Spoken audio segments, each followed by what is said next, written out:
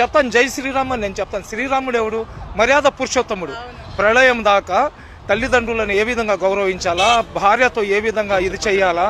అదేవిధంగా రామరాజ్యం అంటే రామరాజ్యంలో కుక్క కూడా ఆకలితో ఉండదు. రామరాజ్యంలో ఇళ్లకు తలుపులు వేయరు, మహిళలకు పూర్తి రక్షణ, తప్పు చేసేవాడే ఉన్నాడు, దాన్ని రామరాజ్యం అంటారు. శ్రీరామచంద్రుడు కేవలం హిందువులకే కాదు, వాళ్ళ పేటెంట్ కాదు. శ్రీరామచంద్రుడు సృష్టిలో ఉన్న ప్రతి ఒక్కరికి ఆరాధించదగ్గ వ్యక్తి అతను. అదేవిధంగా ఎవరైతే మన పరమశివుడు దేవాది దేవుడు అంటారు, శివుడికి దేవాది దేవుడు అంటారు. రాక్షసులకు అదేవిధంగా దేవుళ్లకు యుద్ధం జరిగినప్పుడు రాక్షసుల వైపు అమృతము, అదేవిధంగా దేవుళ్ల వైపు విషం వచ్చినప్పుడు ఆ విషాన్ని అతను తాగేసి రాక్షసులను సంహరించి అమృతాన్ని దేవుళ్ళకి ఇచ్చినాడు. కాబట్టి అతనికి దేవుళ్లకు దేవుడు దేవాది దేవుడు అంటారు. పరమశివుడు కూడా తపస్సు చేస్తాడు. అతను తపస్సు ఎవరికి చేస్తాడు? ఏకేశ్వరుడికి చేస్తాడు. ఆ ఏకేశ్వరుడినే మనం అందరం వాళ్ళ బిడ్డలమే.